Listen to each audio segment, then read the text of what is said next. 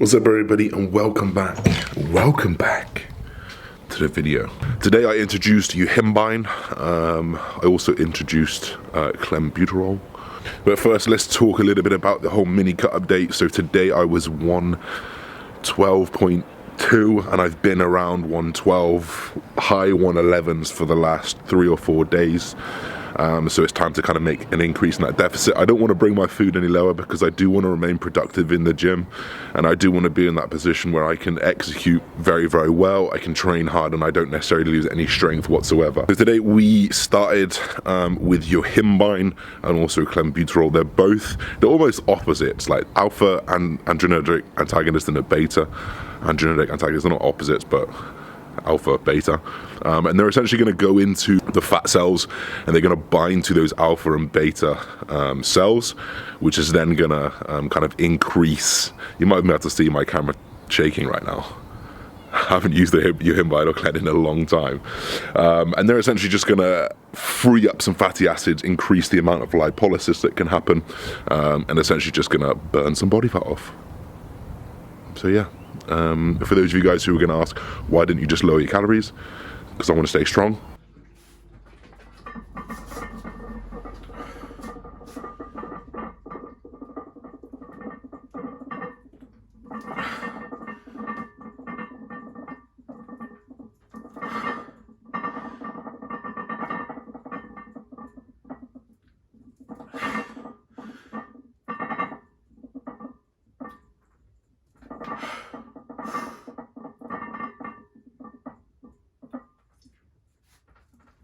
Right then, did that first set. It's all sort of hit me at once. And I feel fucking rubbish right now. My shakes are awful. I feel nauseous. This is the reality of this shit, right? And this is the reality of this shit that we do to ourselves. I feel nauseous. I feel like my heart rate won't go below 150. I feel like I need to take those breaths a lot, and if you've been in that position, you know what those breaths are like. I feel like I can't perform at a high level because my heart rate is so high. I can't recover because my heart rate is so high. And I need to keep taking those breaths. That is the combination of an alpha and a beta together, and then a pre-workout. I'm an idiot. You're looking at, I'm an idiot. Don't do what I do. Second exercise. Flat cable press.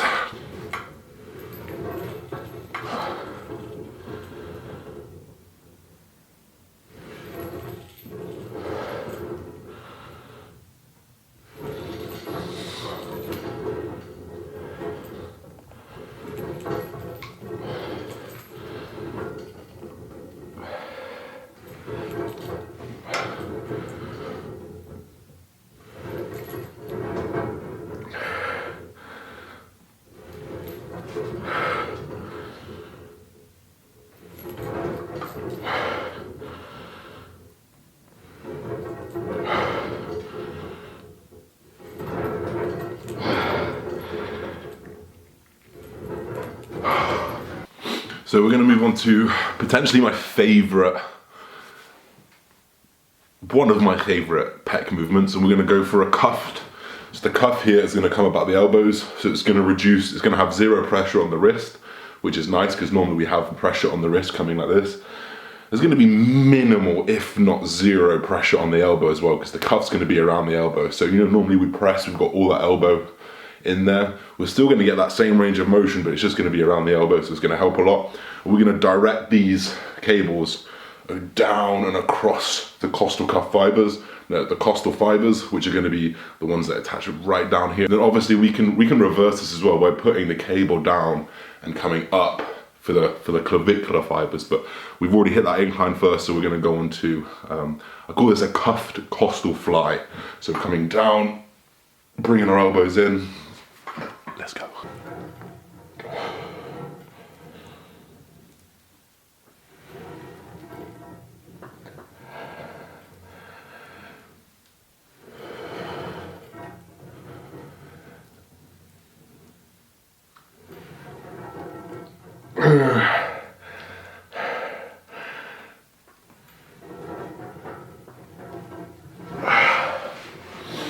So we're going to move on to our first back exercise.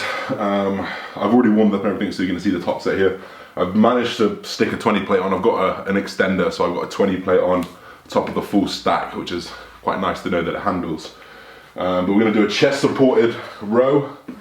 We're going to really focus on getting a lat as short as possible. We're going to put our leading leg forward, our leading arm leg forward, so we don't rotate at the hip, so the hip's not moving, but we're going to allow some lateral rotation if we need it, so we can get the lat nice and short in that position. 2 sets here, 1 top, one back off. This is 7 reps-ish.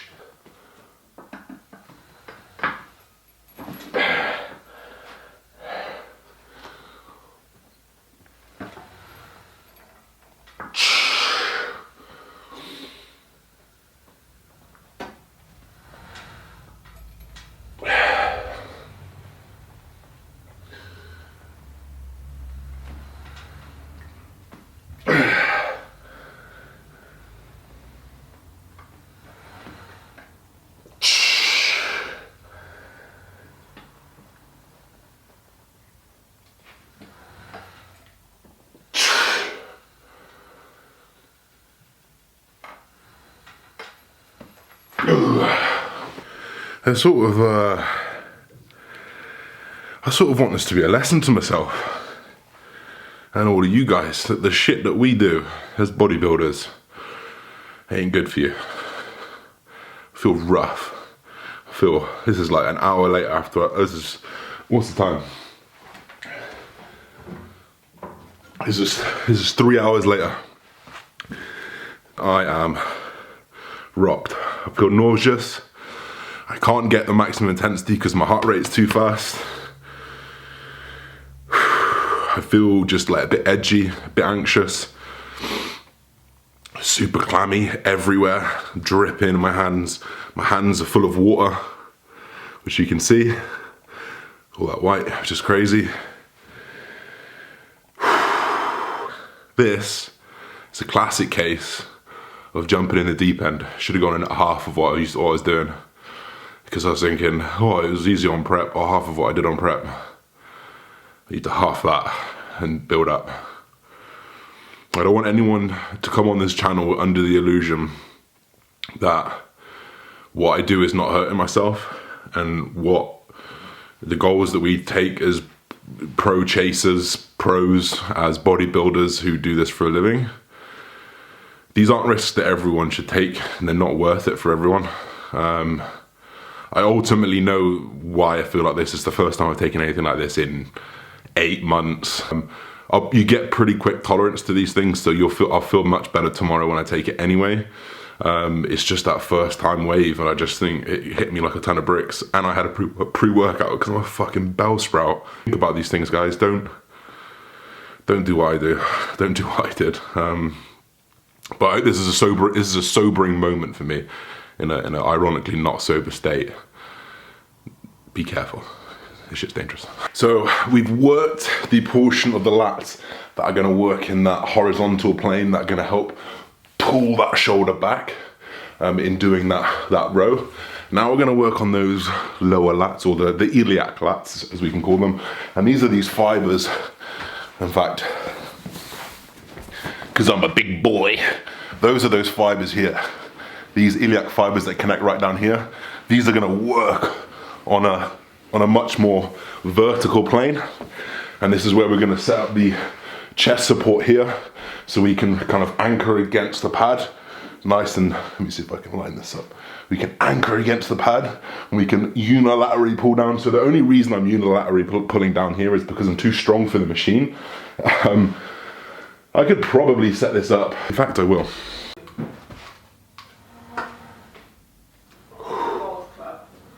Oh yeah, how was it? I was like, because I had my phone plugged in, because the lead's not very long, so I kept trying to turn over to make myself comfortable.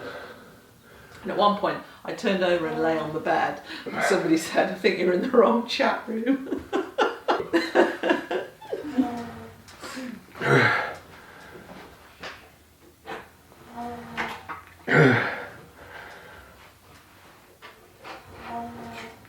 So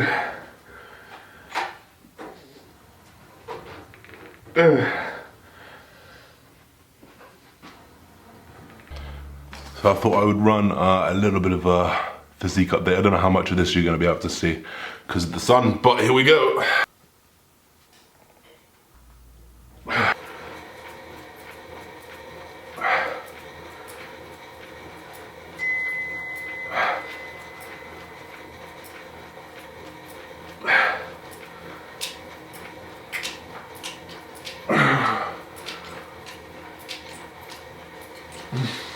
So I'm just going to give you another physique update. The other one's a little bit dodgy on the old camera. It's still not bad, but this is my front camera on my phone, but you can get a full body there. I get the legs out as well. But you can see like I'm much leaner on the front of my body than the back of my body. My legs are pretty lean, like my hamstring split is there, my adductors are still there. But my upper body has taken a little bit of time, so we're still working to get like the upper body a little bit leaner, and then we're gonna be good. I'm thinking if I can get down to about 108-ish, 107 maybe, I will be in a very, very good stead to come back up. But you'd be good to know I'm through the whole of the year in Vine and Glen, so on we go with the day. Right, I've had my wobble now. I'm back to normal. Wow, what a morning! It's about 3:30, and I'm just starting to feel normal again. Damn, that was intense. I'm hoping that I got a tolerance tomorrow. I just wrapped up a podcast with Steve Hall from Revive Stronger, which is really, really cool. He invited me and TM Cycles on. We talk about all about that transition going from someone who's natural to being advanced, super enhanced. What do we all think about Eddie Hall and Thor then? Let's talk about the deadlift first. So the deadlift, for me, very impressive. I think I'd like to think that he didn't cheat. Obviously, they didn't show everyone them weighing every single plate, but I mean, he probably didn't cheat, right? He probably lifted 501 kilos. So there's a few things that are a little bit like, was this in the proper setting? Don't know.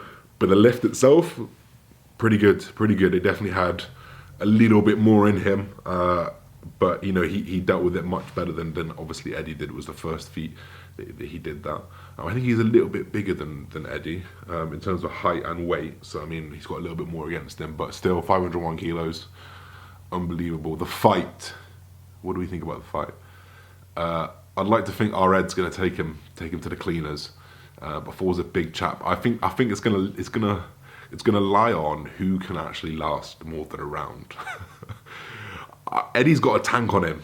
Eddie has got a tank on him. I mean, you know, I think if he trained right, he lost a little bit more weight, and he learned how to box. I mean, he says he was a scrapper. My man says he was a scrapper back in the day. Who knows if he was? But it'd be good to see. I'm gonna go with Eddie at this point. But it'd be good to see both of them train. I think Thor needs to take a break and just take some time away from lifting anyway, because he's probably pushed his body to the limit, as has Eddie done now. So pretty crazy. I'm going to end the video there, guys. If you enjoyed the video, leave it a thumbs up. Really, really helps. If you enjoyed the content, leave a comment. Let me know what you liked about it. We'll keep going. Otherwise, guys, we'll see you soon. Peace and love.